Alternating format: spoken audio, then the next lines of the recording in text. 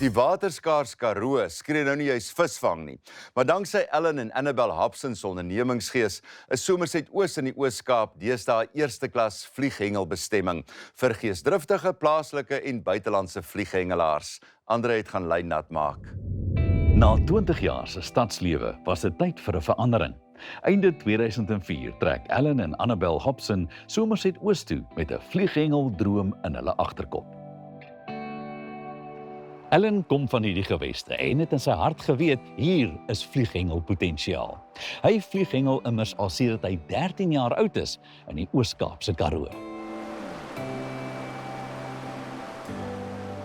Ellen, jy het al vroeg in jou lewe besef dat wat jy ook al doen, dis verkieslik dat jy jou eie baas sal wees. Beslis. Ek het 1 jaar in die koöperatiewe bedryf gespandeer en net nie dit reg gekry om vir my baas te luister nie. Toe besluit ek nie, hoorie, ek kan dit nie doen nie. En altyd in die agtergrond was dit dat ek wou graag my passie van vlieghengel verander in 'n bedryf.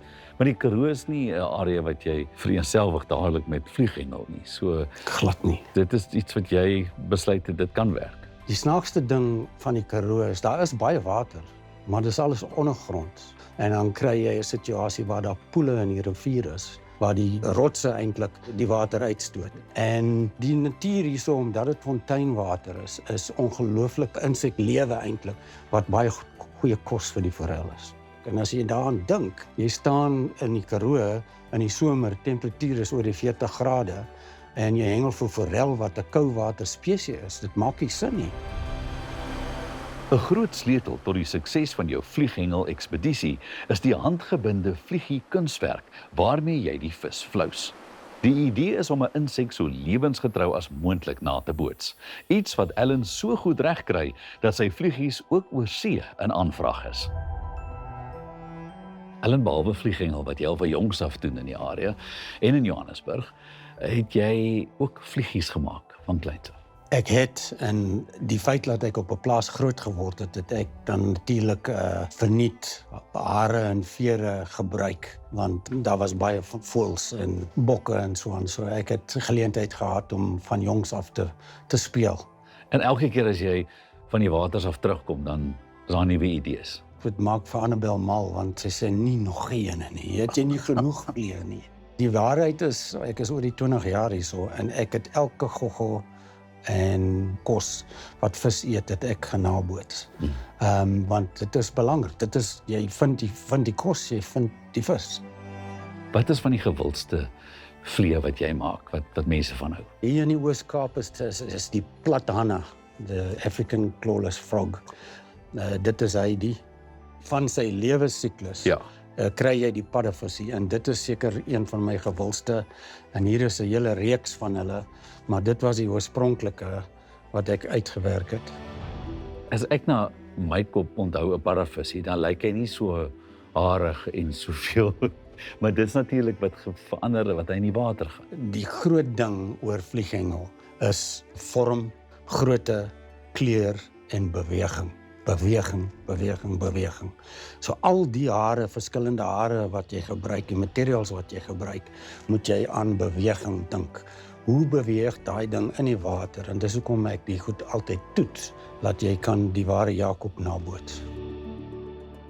Annabel bestuur die gastehuis, kook vir die honger vissermanne en hanteer die onderneming se logistiek en administrasie.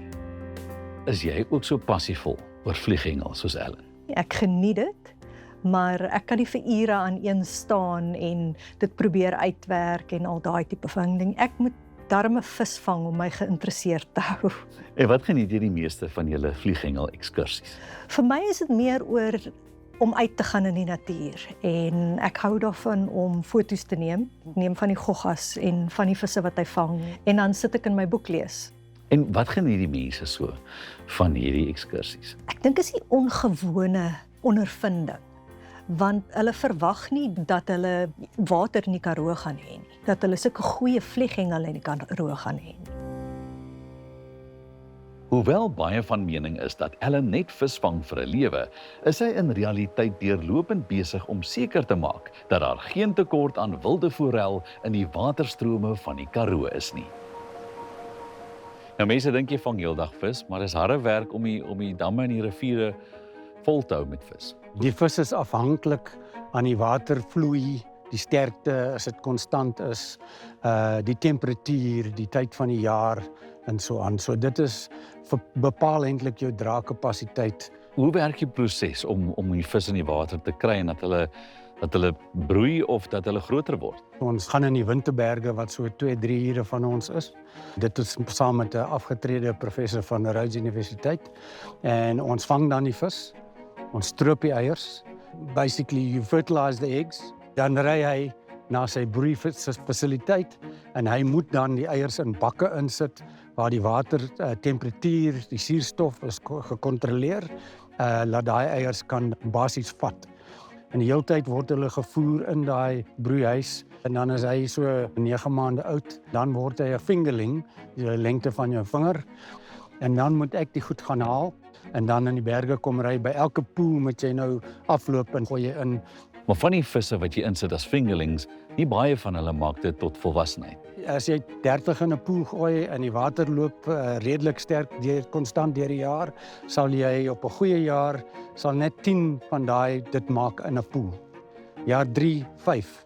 Jaar 4 so 2 of 3. So dit is moeilike omstandighede. Want onthou jy is eintlik in 'n semi-woestyn hierso in die Karoo. Die gemeenskap van vlieghengelaars is meer gespits op vang en laat gaan of om te vang vir die pan. Dit gaan oor benadering van bewaring. So dit is vang en laat gaan eintlik. En as jy hierdie omstandighede in die Karoo vat, en dit is so moeilik om die vis hier te kry, dat hulle kan 'n lewe deurbring en so baie plesier vir mense gee, as jy nou ene uithaal, en dan kom die volgende persoon en dan is daar nog minder. As jy hiernatoe kom en jy wil graag 'n bietjie hengel, moet jy 'n gesoute vlieghengelaar wees of kan jy maar as 'n basiese groen hengelaar kom kuier? Ek bring mense wat nooit 'n visstok in hulle lewe opgetel het nie, want dit is nogal 'n ervaring en dit gaan oor die geleentheid wat jy kry om te hengel. So dit maak nie eintlik saak nie, maar ek moet dit net sê, die vis raak nie groot omdat hy dom is nie.